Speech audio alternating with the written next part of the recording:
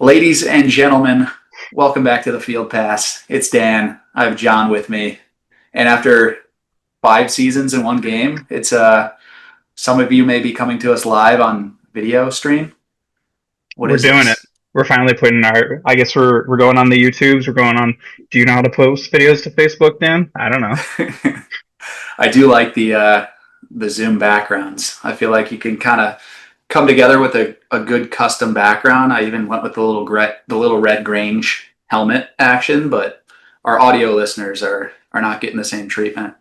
No, but there's a nice little Easter egg for those who are watching this live because they get to see the fun spelling of this little thing going on here. Shout out to Dan Perfect. for giving me a fun little background. But yeah, we got to iron out a couple things as we're gonna talk about in the coming days and weeks. I'm sure. All right, 52-3, John. Instant gut reaction doesn't matter. Vegas always knows somehow, some way. 48 and a half, and you get it 49. That's just that's why there's still buildings in the desert. It was, I don't know, hard to take away too much from it. I thought a few guys stood out, looked good, but it's Western Illinois. You're supposed to win, like you said, 48.5 point favorites. It's like, what are you going to take from that game? Duke's obviously the game that matters and the game where we'll learn pretty much everything. So I don't know, anything stand out from the Western Illinois game? No, I think it's one of those where it's kind of like it can only hurt your analyses. Like that doesn't really help anything with your player evaluations. Like I'm not putting a ton of stock into anything. There are some good indicators. Like yes, Justin Boa getting a bunch of touches and opportunities and touchdowns. That's great because that's sign of progress that we didn't really get insight into because of obviously the closed practices and not having as much detail in that. But I'm also not going to say that like yes, he's destined to be the number one or number two wide receiver because a bunch of other guys got opportunities as well. And I think it's like pretty much only Hank Beatty that you can write in pen any kind of like consistent grouping for him. But otherwise, it's like, yeah, I guess the big takeaway is that you were finally vindicated. That's how did we not lead with that? We were so excited about the video content that we forgot to the one shining moment for yeah my guy Hank Beatty, but your call, your thing that you've been standing on for almost a year it seems, and we finally got that punt return. Which my question to you is, does it feel lessened at all because the punter like gave 10% of an effort on that tackle? No, I I mean, you was and I could have made a better attempt at a tackle there. I'm just being honest. Like, yes, we're 30-year-old men, but like, come on. Like, I mean, once again, I'm happy, but like that dude just kind of like laying it up there and like not even really forcing any contact. He was just like, all right, maybe I get in front of him. Was pretty hilarious. Yeah, that was a weak effort. I will say, I think 50% of the credit for the punt return touchdown goes to me, 50% to Hank. I think that's Yeah. only fair. Mm-hmm. Um, And I think he'd but agree. yeah, yeah, the punter not really giving much of an effort and just Hank lowering the shoulder and just realizing, oh, this guy's not even trying to tackle me, finding his way into the end zone. Definitely an epic moment. No longer the longest drought in college football without a punt or kick return touchdown. We love that. And yeah, I mean, Hank Beatty, heck of a showing. But is he a non-con killer, or is he going to be, the real deal come the big game this week? Yeah, and I think last year versus South Carolina was a great indicator of like kind of the role he can step up into. But the fact that he's keeping the mo rolling on special teams is great too, because that's kind of like how I feel like he got started. He had moments I feel like the past couple years, but this was something where he truly just was like, all right, I'm taking that next step. And yes, it's Western Illinois, but still like having that confidence. Also, just kind of like see, it's great having a guy where I mean, I don't know about you, but obviously the game is pretty out of reach at that point, but getting excited because you see the play developing and I'm just like going crazy and I'm with my girlfriend's family and they don't know understand why the score is so different, but I'm getting excited about this and I'm like trying to explain to them in 3 sentences what's happening. But it was just amazing that we got that. And it's not kind of a it's not bittersweet at all because getting that monkey off your back is fun, but the fact that it happened in game one, now I want more, Dan. I want every week we need to have a special teams touchdown. I need to start coming up with more obsessions. I don't know. Yeah, exactly. I'm Like, obsessed with winning 12 games in a year. when was our last safety? I don't know. Last year? Did we Uh, have one last year? Dude, we had the Nebraska, the Kirby Joseph gunner when Nebraska just threw the ball Oh yeah, forward while they were getting tackled on that punt return. But then there was yeah, also, was it North Carolina, the game you and I went to in Lovey's first year, where we had the safety. It was I don't think it was Kenyon Jackson, but whoever it was, Carol Phillips. yeah, something I like don't that. know. We've had some good safety No, you luck. know what we had last year? I think the Rutgers game. Pat Bryant, after we scored the touchdown, there was two Hmm. seconds left. I think they did the fumble Rooski play, and I Yes, think threw it yes, out of the back of the yep, end zone. So I yep, think technically we did have a hmm, safety last year yep. because it was a weird score, but that actually then I think made it not a It weird score. normalized it. Yes, it did. It did. Yeah. Um, Yep. but yeah, heck of a game. Western Illinois did what you were supposed to do. I will say my biggest takeaway, or I was most impressed with Tomiwa Durajaye. I thought, I mean, in rewatching the film, he was unbelievable. Made several plays. I thought Daniel Brown, he's so fast. The fact that he can get into the backfield in like a blink of an eye is exciting because you already have Gabe Akis. You know he's going to command attention. So if you have a couple other guys like this, James Thompson Jr. played really well as well. Like we're going to be a force on the defensive line, and I think you'd agree that defenses, your defenses that are strongest are the ones that have start up front with serious talent. So having those guys looking good gets me excited because that was one of my question marks coming into the season.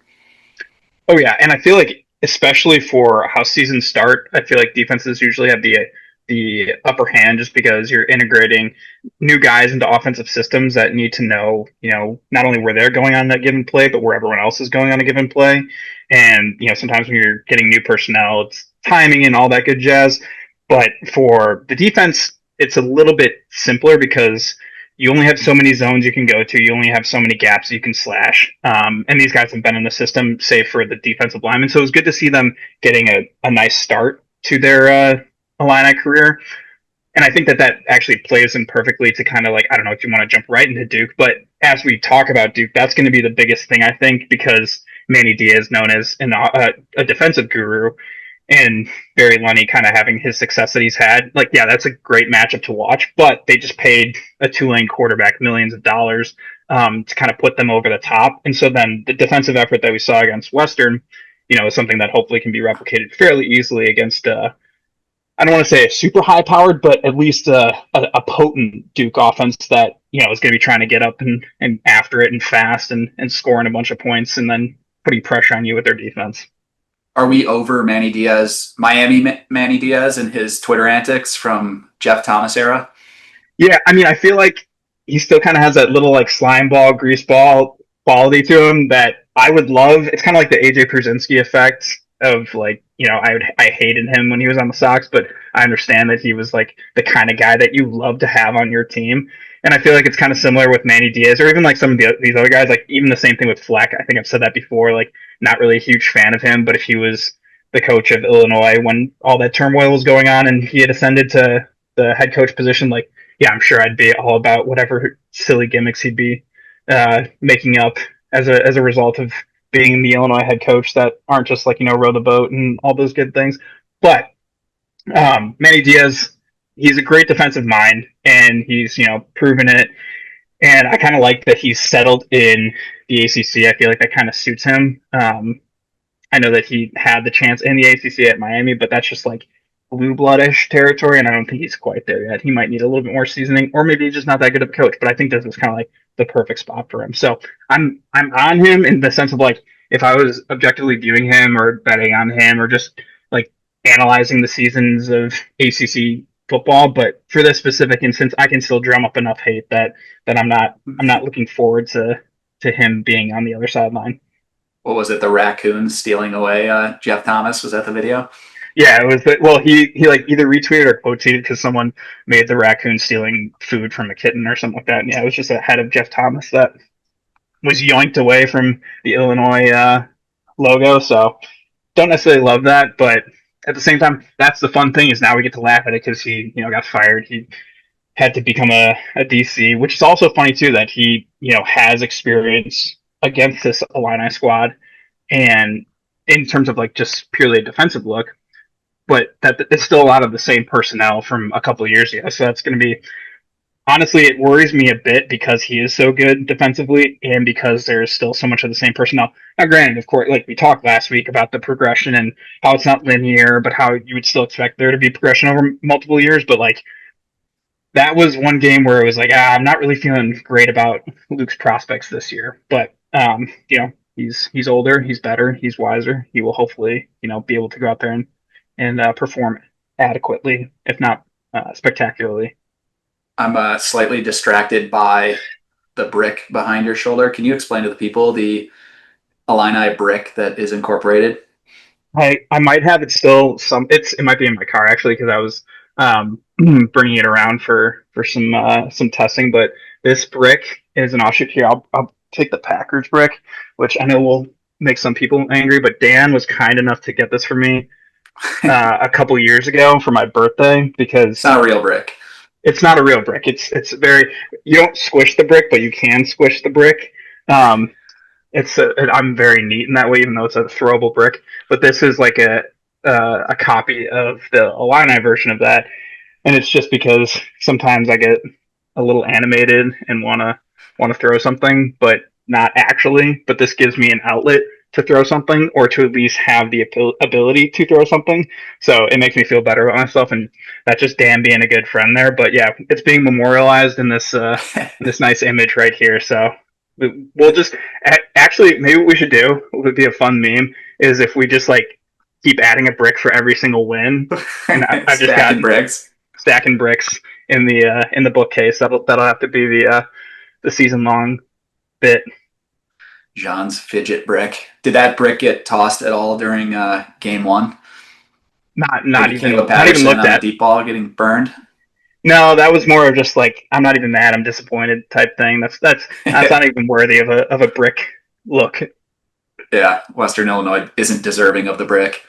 No, Duke that will be though. exactly. Yeah, Duke and man, it's going to be a good test, and I don't really know how I feel about them because they have a lot of high end talent, and they've got a very good coach, and they've got a coach who's familiar with the Illini. So like these are all a bunch of things that it makes sense why the line is only 2.5 or 3 depending on where you're looking. But like for the number 11 ranked team going into an ACC venue where the ACC was historically bad last year, and I mean maybe you say some of the top end talent change for programs like Florida State and Miami, but like Duke is just sneakily chugging along and providing good seasons, and that's something where I wouldn't I would be lying if I said I'm not scared at all, but I think that this will be a great test for Coach B and the tenor of the season. Yeah, this is the test. I feel like we'll know so much about this team after this game. I know next week will kind of be the tune up for Indiana, and we'll learn a lot that in that game as well. But this is the one I've had kind of my eye on as which way is this season going to go? Are we going to be a 8-4 team, or are we legitimately a 10-2 type of team? And I feel like this is the test. You're getting it on week 2, which if your teachers give you a test on week 2, usually I don't know, it's a little nerve wracking, but I like that we have a lot of returning players, a lot of returning starters. I feel like you kind of start the season, hit the ground running versus teams who are working through their lineup. So we talked about this in the season preview, but having this game early in our schedule, I think is favorable for us. Yep, and I wish it'll be a great test because it's going to show like the top end nature because this is a good team, but it also plays a very, I would say, fun style in the sense that it's not just like, oh, this is kind of like a sneaky, non-power two opponent that has accrued enough talent and has good enough coaching, but they also play like a fun style. They play very fast and aggressive on offense. They play super aggressive on defense. Like it's going to expose the holes in the Illini as maybe not as often as it would like, but more than you're going to get from other non-conference tests. And that style of play maybe isn't found too much in the Big Ten, but it still will, be a good measuring stick of, how would you play against the big boys? How is it going to be when USC comes into town and they have a more high-powered offense that's trying to go fast? How is it going to be against Ohio State where they have dynamic talent and dynamic scheme on both sides of the ball? And you're getting like almost like a mini test of that right now. So that's where I'm glad that we have it early. I'm glad that Western, was as good as it was. There were some, I think, worries there that maybe Brandon Henderson was hurt, or whatever have you with that. And it seems like it was just a simple disciplinary issue. I know you and I both were scared about Melvin because that's the key, one of the biggest cogs and probably one of the more underrated aspects when you're talking about a national presence. But getting out with just some minor bumps and bruises and get some live contact ready for Duke is good in my opinion. Yeah.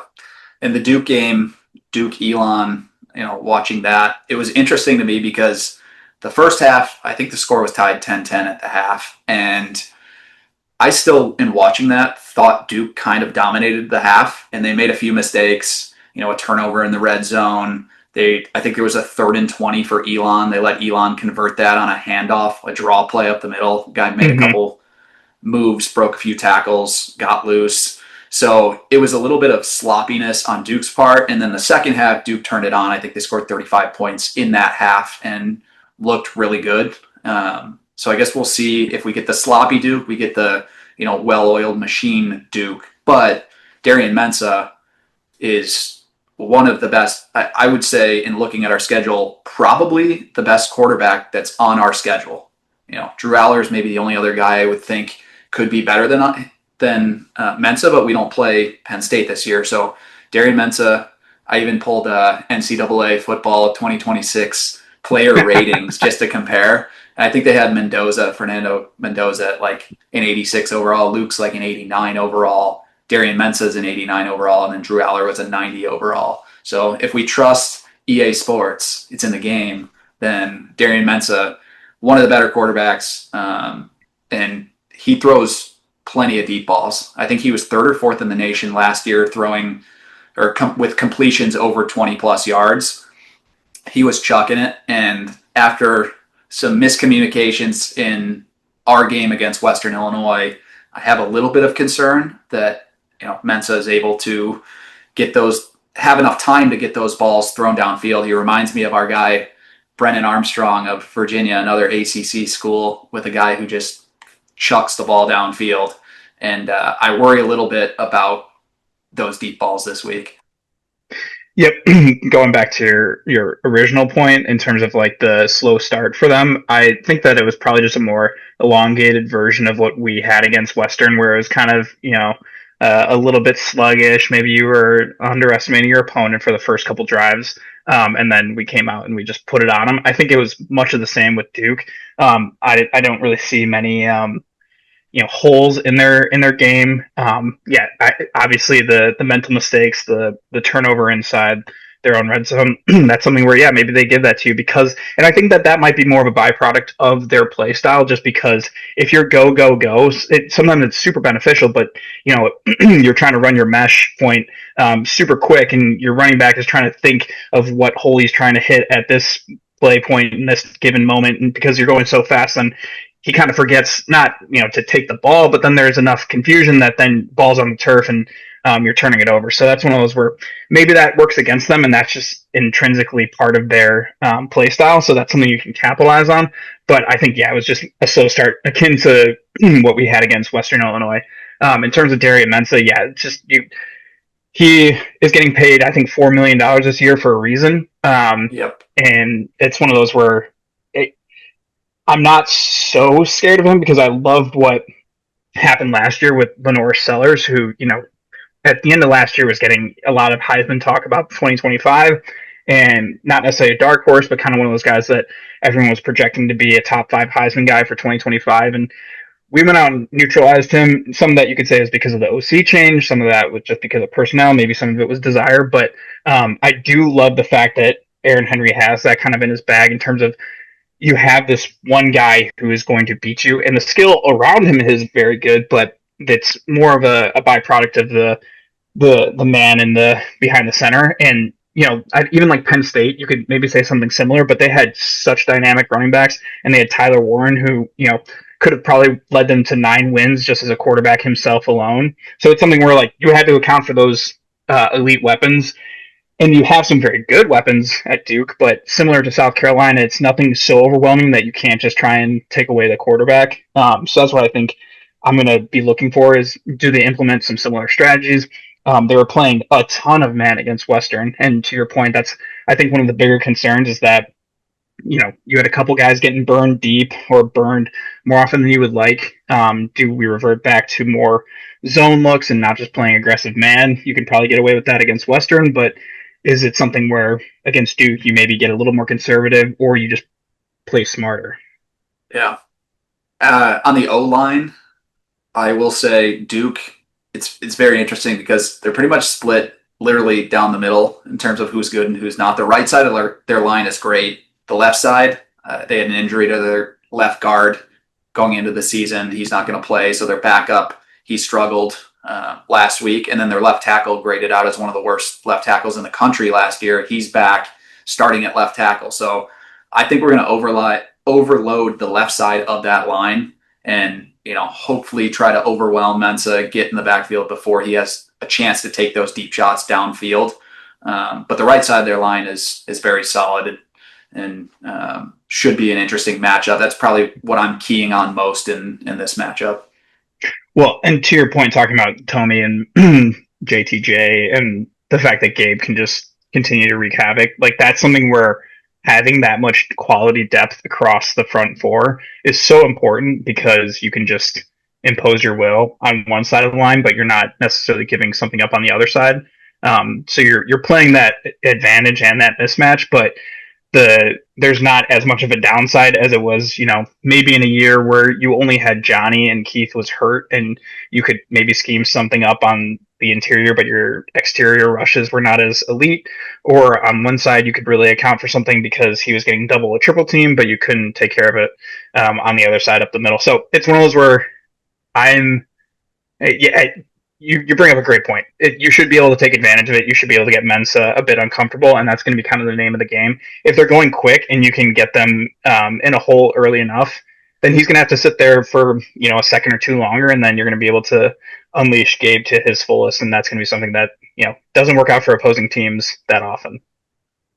Before we get into our players of the week and score predictions, I want to ask you about our running back rotation. What'd you like? What'd you not like? Week one with Lawfrey, Fagan, Valentine, all kind of getting a pretty equal share of carries.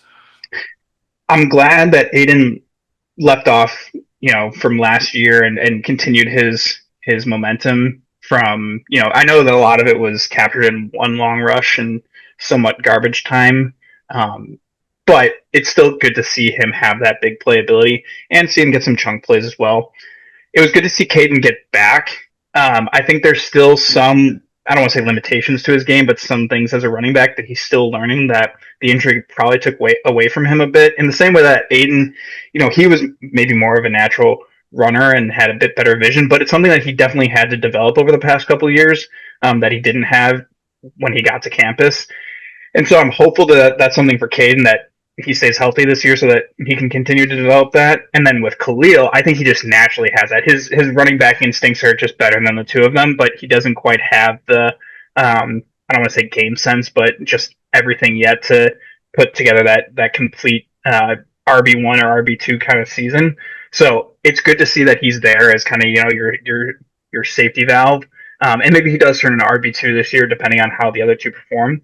But I think it's good to see them give them a nice amount of equal carries and see a pretty similar yardage distribution. But I think when all is said and done, it's probably going to be Aiden and then maybe even Khalil number two with Caden kind of nipping at his heels. But Caden's ability to just be a difference maker in the pass game with his speed, I will never forget him outrunning Tyler Newbin against Minnesota. Like that's just something where outrunning an NFL safety is very rare. So I'm not taking all the eggs out of the Caden Fagan basket, but definitely need to see him progress. And this will be a good test in terms of is he able to kind of do something more than just have one cut, fall forward a little bit, but not really get up to speed.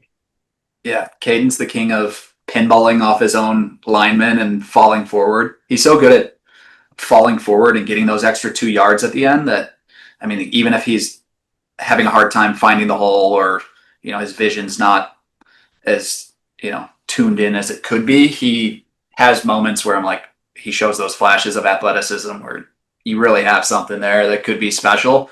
But my takeaway was how impressed I was with Khalil Valentine.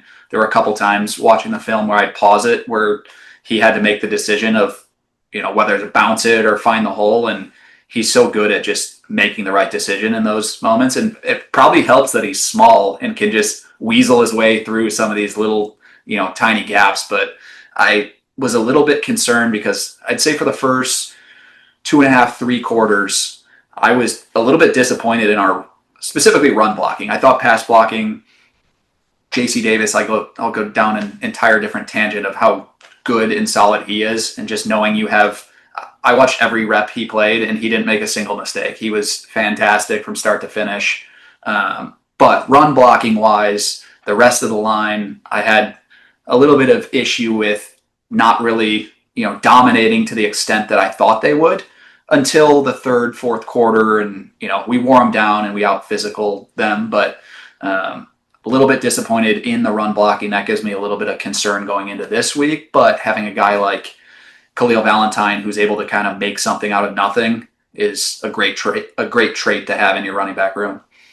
He's much like Chase in that sense where he can make a bad run block scheme look right, and he can also make himself right in the sense of like maybe you do have two options and one is better than the other, and you don't choose that, but he's just a good enough natural runner that he makes himself right in terms of getting extra yards and making a big play. I do agree that it stinks because like that was the whole thing that you were hoping wouldn't happen this year is because last year started off so moderately with the interior line in terms of their ability to run block and even sometimes pass block, but specifically run blocking, they weren't quite there, and that progressed over the course of the year, and they got to a pretty good spot. But you were hoping that they would either not fall back to where they kind of were, or just plateau and ascend a little bit.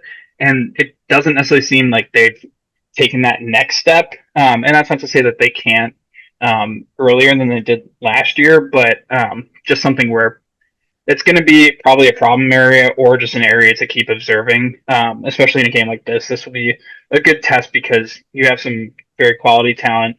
Manny Diaz is going to be very aggressive with run fits and run blitzes, and once again, he knows these guys, and he probably understands that there's been some progression, but you still have the same guys out there with some of the similar limitations that he probably scouted back when he was at Penn State, and that's something that is going to be keyed in on for Duke's defense continually. So yeah, I think it all kind of goes hand in hand with the running backs. I don't think their effort was necessarily poor, but I think it's kind of a byproduct of the run blocking not being where it should have been, and that definitely needing to take a step sooner than later.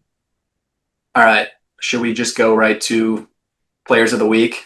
Who you got this week? I have my guy Colin Dixon. I guess they're all our guys, but I've just ever since there are like a couple guys that I just know from like the recruiting days, like Colin Dixon. He comped so well to Julian Fleming, who was a 5-star who went to Ohio State.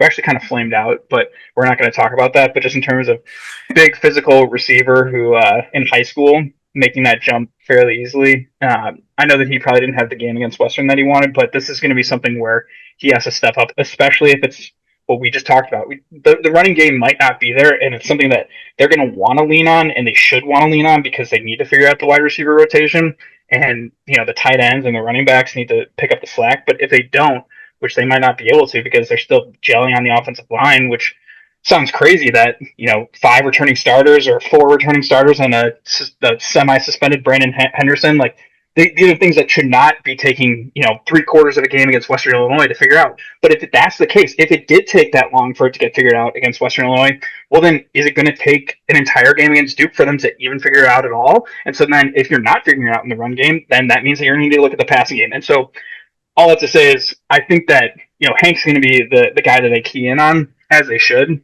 because he's the most proven, the most consistent commodity in that wide receiver room. But I think it provides a great opportunity for Colin to kind of get his and get back on track and make some plays not only in the run blocking game, but maybe in the screen blocking game, maybe even with the screen himself. Just something look for something early that gets him kind of on track and gets him moving a little bit earlier in the game than they did against Western, and maybe he gets a catch or two, even if it's just a simple hitch or a simple slant, and then maybe he takes off from there.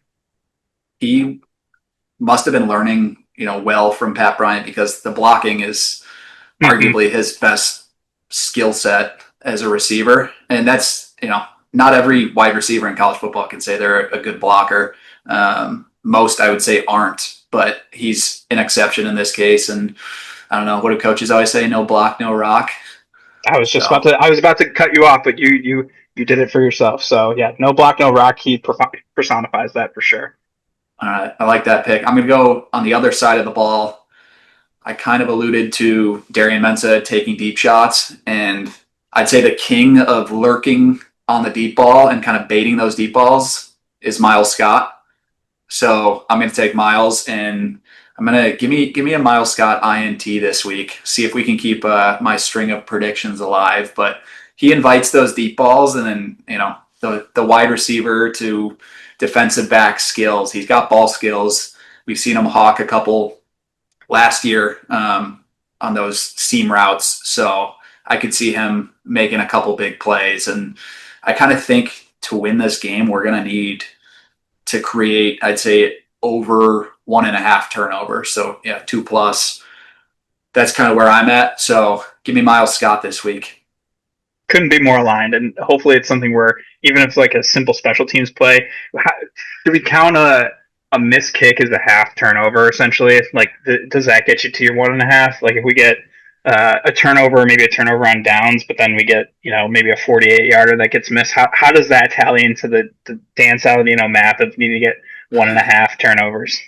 Um, so like, I guess it's situational because if you go back to last week, Western Illinois, us getting a goal line stand that then they kicked on 4th and 2 down 35 points on the 2 yard line, literally the 2 yard line, the saddest field goal of all time. To me, that's a full turnover. Like that's a win. Even though we gave up 3 points, like morale wise, I think that counts as a turnover in my mind. But if it's, I don't know, a guy misses a 50-yard field goal. I don't want to take credit for that. Or a guy missing a short field goal that is just a miss by the kicker. I don't think we can take credit for mishaps by their special teams. But if it is like a big third or a big fourth down stand, I'd say we can take at least half credit for something like that. All right. Yeah, I'll take it. And honestly, that's it. That's kind of why I couched it last week with the score prediction and talking about the no touchdowns let up thing, like it was in 2022, because it just feels like some of these college coaches, to for whatever reason, they just love seeing points up on the board and they love attempting sad field goals. So I was kind of like, okay, maybe we can do something similar where we have a streak of just not letting up a touchdown in Memorial Stadium for every single game or almost every single game, or continuing a streak through week 10 or something like that. So What's that's funny where, is the 3 points arguably kept us out of the AP top 10 this week because we missed it by a couple votes. And I uh think if you shut them out, the voters change their mind just a little bit. Like having a shutout versus giving up 3 points, I think in voters' minds is enough of a difference that we potentially, we're 11 right now, but we were, I don't know what it was, 5 votes back. hmm I think South Carolina leaped us. So had we shut them out 152-0, the people who didn't watch our game and just blindly were like, oh, here's what my ranking is this week, they probably would have seen the 52-zip shutout and been like, we'll keep Illinois there, or move them up one spot, which might have been funny enough to push us into the top 10. So I'd say that decision by the Western Illinois coach was one that potentially cost us from being a top 10 team.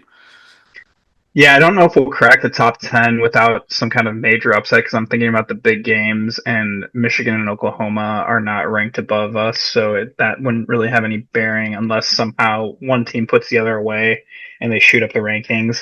And then it's Kansas and Missouri, and those teams aren't ranked ahead of Yeah. us either. So that's something where I wish that, yeah, we had the benefit, but maybe a quality, maybe we really pound Duke and put them away, and then you somehow notch a couple extra votes and get into the top 10. I don't know. I don't I know who think if South you beat Carolina Duke, plays. if you beat Duke, in my mind, I think you move up. You're only a few votes behind them because you're beating a legitimate ACC team, whereas South Carolina plays, I believe. I don't think they play anybody noteworthy this No, week. I don't think so either. Uh, so I think they give you the edge because you beat a proven, opponent that's an SP, whatever they are, 35 or something like that. So I don't know. I Yeah, I think feel like the we get SEC the bias edge. is still strong though. That's something that those AP voters they do love their not even big names because SEC is not a big name, but just that SEC potential future. They'll be up in there, and that whatever.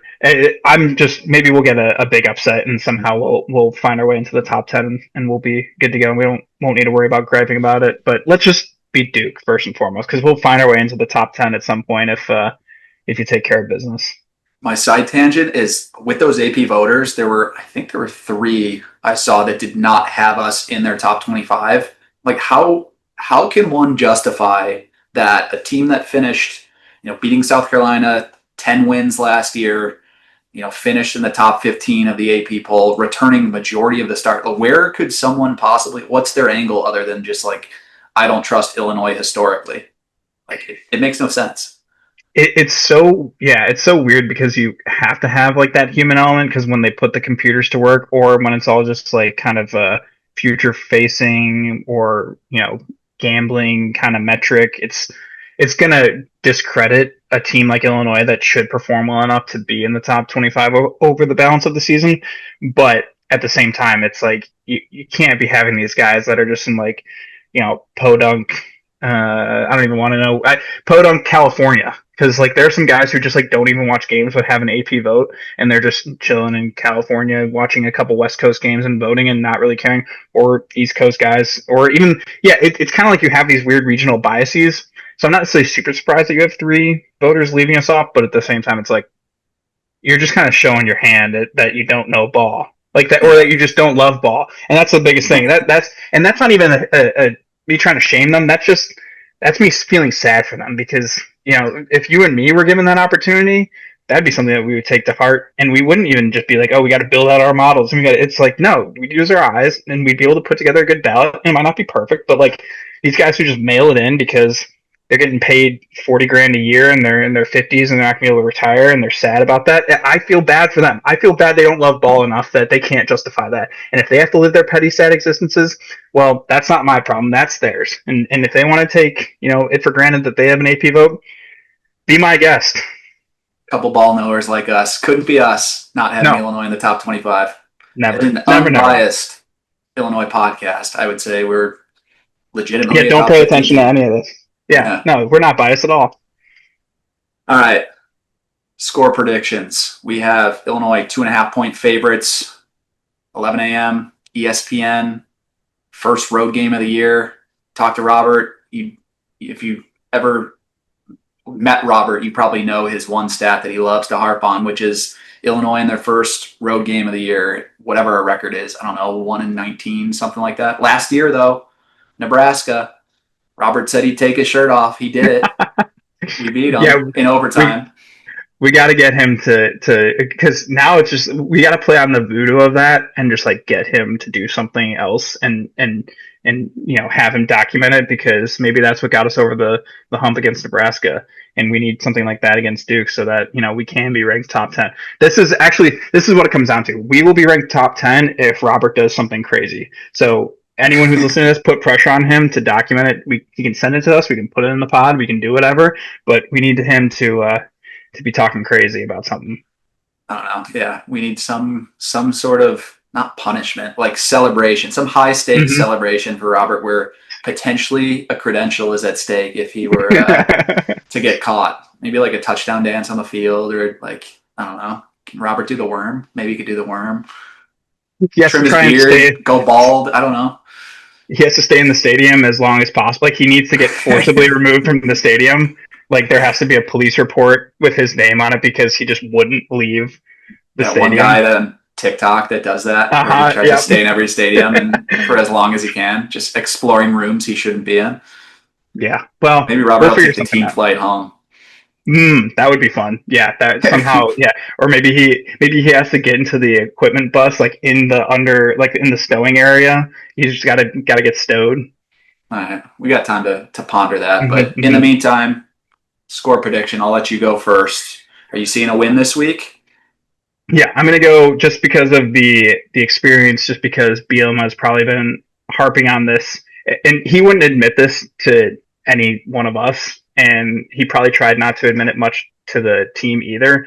But I'm sure there was times that he was thinking about Duke, or indirectly preparing for Duke, or indirectly preparing the team for Duke.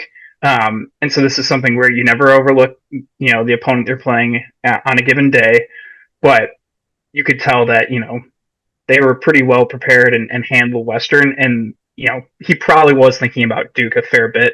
So with that experience, with his ability to, when he has some time to prepare extra, Brett Bielema off a bye week is always good. Um, I have full confidence that they'll come out and they'll limit their mistakes.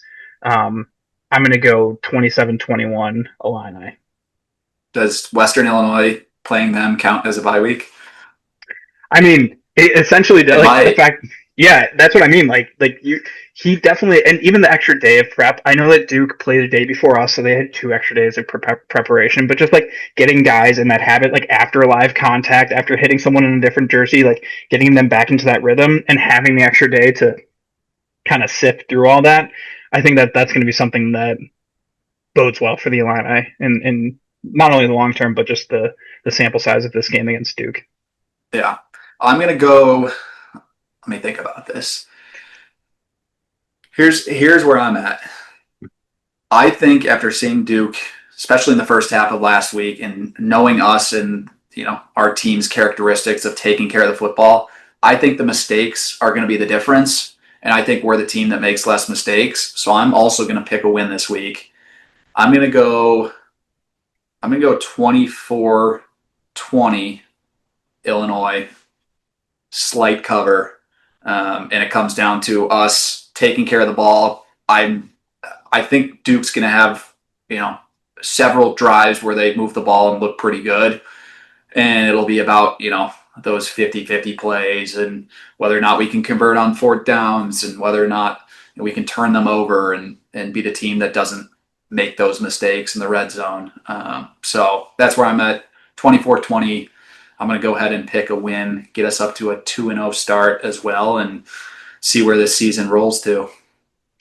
It'd be unbelievable if we somehow find a way to pull this off. Not that necessarily, I mean, obviously we're favored via Vegas, but like it still feels like this is kind of like the scene where you wake up and the dream's over, and okay, we're gonna lose to Duke on the road, and the team of destiny Illinois that like we're hoping that this will be, wins this game. But like I think everyone's just conditioned to think that this is, yeah, in the back of their minds, everyone's thinking we're going to get hurt again. It's not going to be as great. We can look forward to the rest of the season, but maybe this isn't quite the team that we thought it was going to be. You go out there and you get a win on Saturday, and it's going to, I think a lot of people are going to feel a lot more free and easy about, their Illini happiness. And that could be, something truly special.